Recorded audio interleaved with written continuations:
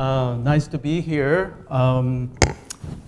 We just chanted or read, what do we do just right before Reverend Matt introduced me? Do you say again? No, right before. Golden chain. Now, did you know golden chain is not found in Japan? It's uniquely American. And I talk about golden chain in Japan, and people over there love it. They say it's very simple, it speaks to the heart, and easy to practice. So, and do you know where it was created? Hawaii. In Hawaii, probably in the 1920s, by a Reverend Dorothy Hunt.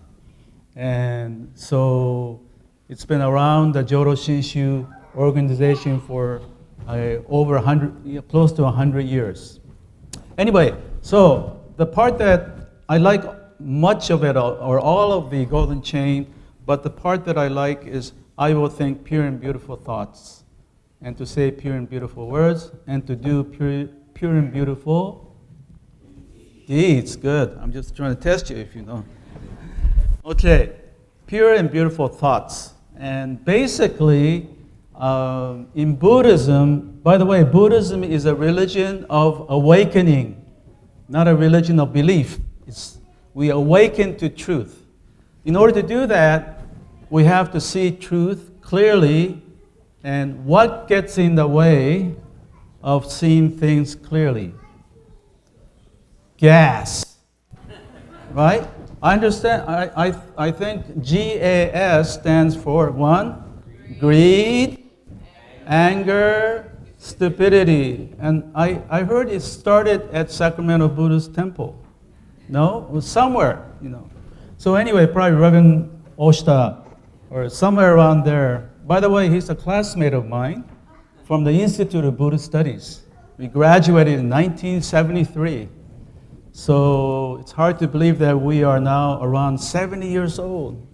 But things go by fast, so things change, but they often change faster than you want. And those of us who are over 60 all feel that. It goes faster and faster. Anyway, so aim of Buddhism, to see things clearly, but in order to do that, we have to get rid of gas. So aim of Buddhism is to release gas, but just don't do it now. Okay, speaking of gas, I want to focus on greed. And there's this famous story, and for the children, the younger, you know about the greedy dog? Okay, well, let me tell it quickly. There was a puppy with a bone in its mouth, and there was the greedy dog. And he wanted that puppy's bone, so he growled and scared the little puppy, and the puppy dropped its bone. So the greedy dog grabbed the bone, and so he was happy. And now I have a bone. And so he wanted to go a little further away to enjoy it. So he crossed the river, was crossing a creek, and looked down at the water, and he saw another dog with a bone. And so, what did he do? Because he's greedy, he wanted that one too, so he barked. And then what happened to the bone that he had stolen from the puppy? It fell into the creek, into the water. And so, he lost the bone that he had. And so he is, do you think he's happy? No, he's not happy. So, too much greed will lead to unhappiness. And so he made a lot of people unhappy. Not people, the puppy unhappy. Now he's unhappy because he took someone else's bone, and the puppy's not happy. And he lost the bone that he had because he wanted another one. So too much greed can lead to unhappiness. And I think this goes to the heart of our teaching. So please remember that. Okay?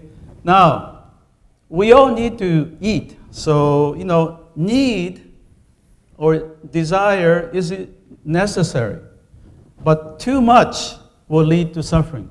Let me give you an example for a little bit older students here.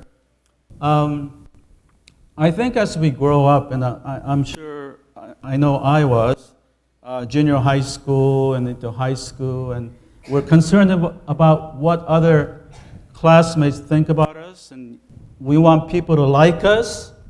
We want to be popular, and sometimes we want everybody to love you or like you, to think good of you. If you want everybody to think good of you, from Buddhist perspective, that's greed. That's too much. Because too much greed like that will never be realized, because no group, not everyone will like you. So just be satisfied with a few. If you have one or two good friends, that's enough. But if you want everybody to like you, it's going to make you feel unsatisfied, because they won't. So that is one of the lessons of life. And Buddhism teaches us that. So too much greed will lead to suffering. Okay, did I make my point? Okay, some of the older students, I hope, because, life is tough. Growing up is tough. High school is tough, junior high school, and life will be tough all the way through, actually. That's why we need Buddhism and religion. It doesn't have to be Buddhism. If you like another religion, that's fine. But true religion, we want true religion. Now, another aspect of true religion is being kind and gentle to all living beings. Not to discriminate, not to be prejudicial. Although we all have prejudices, but not to be overtly, discriminating. And where's my, I have a photo that I want to show you. This is for my seminar later, where I'll be talking about Buddhism in America. Since I have this, who's this guy? Dalai Lama. Okay, Dalai Lama he represents Buddhism, we want him to live for a long time. But anyway, this is indicative of Buddhism in America. Buddhism is growing in America. And this is something I'll be talking about at the seminar later today, this morning. But anyway, okay, which way am I going? Okay. Oops, sorry, I keep. Steve Jobs. What? Did you know he was almost a Buddhist? He got married in a Buddhist ceremony, So, this is a Buddhist Sotoshu, Zen priest. Okay, I need to go back to what I want to show you. Come on. Oh, there it is. Okay, this is my cats. I live in Tokyo, Japan, and 10 years ago, I found a litter of kittens and its mother next door in the backyard. But the next door neighbor never goes there, so I thought we got to do something. So we decided to take care of them, feral cats, stray cats. So we've had them for 10 years, and it's amazing. They survived for this long. And actually, we had 8 altogether who came every morning to be fed. And these are the 2 that are left. There's one more, actually 2 more. So the yellow one is called Mike. Well, actually, M-I-K-E, we call him Mike. It's Japanese Mike. And the other one is Chako.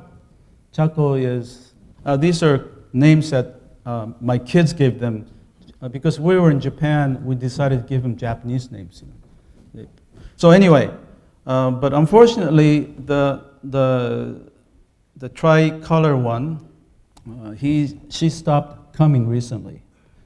Anyway, so let me tell you a story because the cats can tell you a lot. They can, teach you a lot. I learned a lot of Buddhism through cats. And, well, I'm going to cut short the adventure of trying to have all of the cats fixed, neutered. Maybe it's not appropriate to talk about it at this point, but what I want to talk about is how every morning they would come, gather, and became my routine to feed them, and my wife and as well. And then, so we grew fond of them. At times, it was kind of a nuisance because I have to go feed them, but still, it was interesting. One time they stopped coming for a while, and I felt sad. So here I was thinking, I'm doing something good for the cats, I'm helping them out, but when they stopped coming, I realized that I was needing them. I needed them. Anyway, so I think about 3 years into our being parents, they stopped coming again.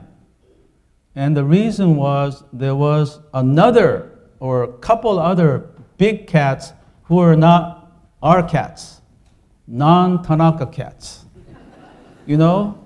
And so I saw the two big cats. One of them had a big spot on his nose, so I call him Black Nose.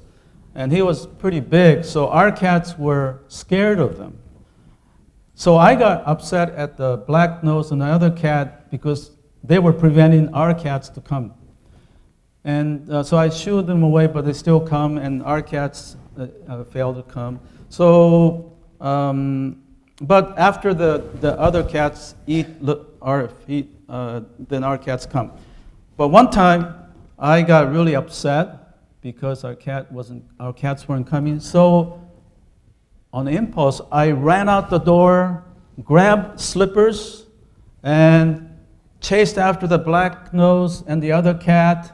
And I'm going like this. Then I heard a voice. I will be kind and gentle to every living being. I said, I heard that one before. Oh, golden chain. I'll be kind and gentle to every living being. So, here I was making a distinction between Tanaka cat or my cat and the other cats.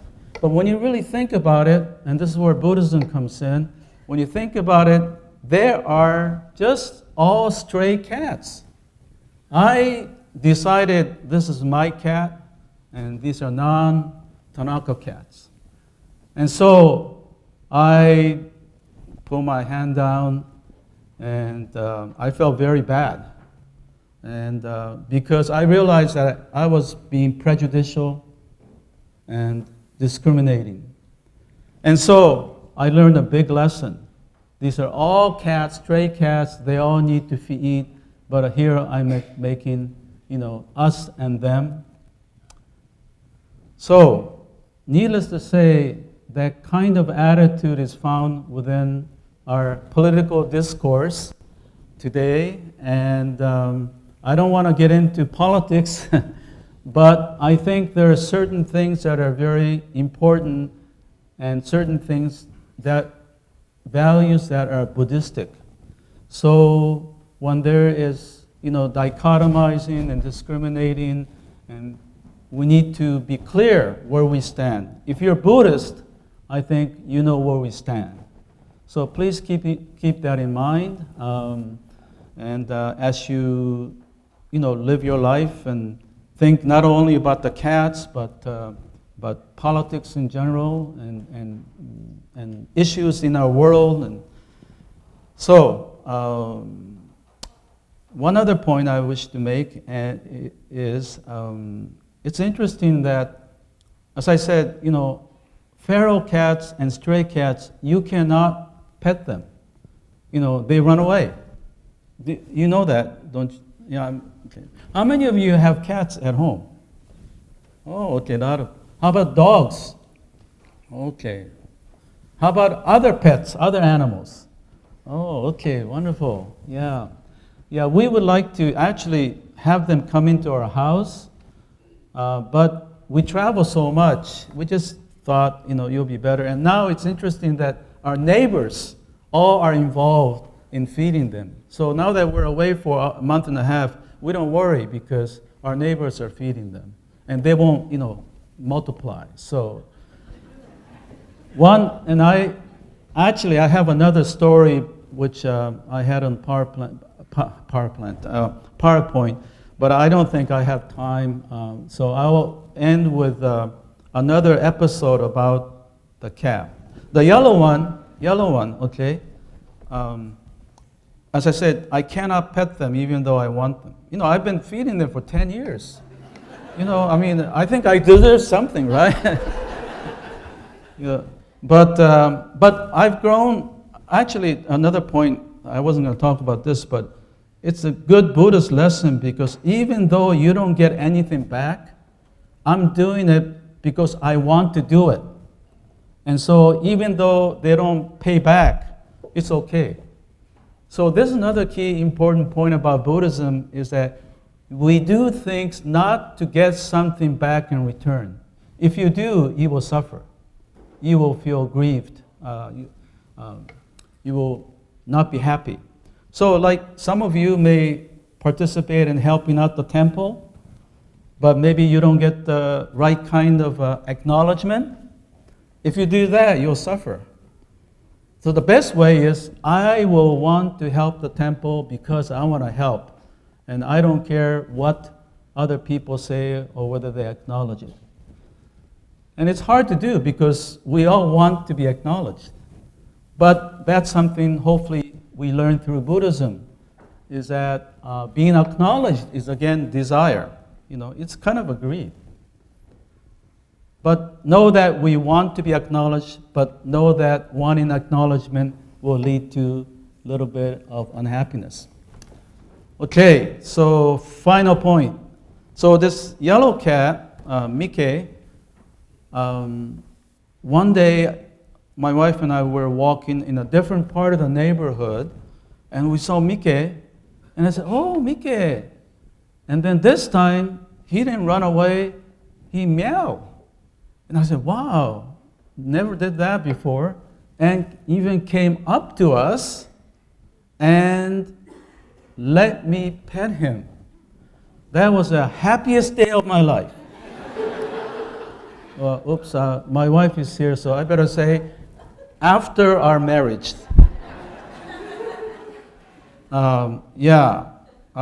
After our wedding day. By the way, let me introduce my wife. Where is she? There she is. Yeah, she doesn't want to stand up now. But why don't you stand up? Yeah. Anyway, so I will conclude. And so this was really amazing. And if any of you are knowledgeable about stray cats and feral cats, please tell me why they're so different in a different part of the neighborhood. Because Mickey came up to me, I was able to pet him, he meowed, he stretched, he, lay on his side, and he was a totally different cat. And so I was, because, for 7 years or so, never allowed me to pet the cat. So the point of this is that we think we know someone, but you should also leave a little room in your heart that you don't know that person totally. That's true with anybody that you know. We have a certain image and perception through how we relate to them, but beyond that, there may be a lot of things that we don't know about that person. And if you do keep that open, then I think we'll have a better human relationship and ultimately a very nice life for ourselves. So best wishes to you all, and may you continue to come to the temple and support Reverend Matt and all the other senseis, and you have a wonderful sangha here. It's kind of an envy of a lot of temples in the BCA and elsewhere. So best wishes, and it was nice to have spent a brief moment together. So if you can come to the seminar, please come, and so that I'll be able to share more about the Dharma and what is going on in the world. Thank you.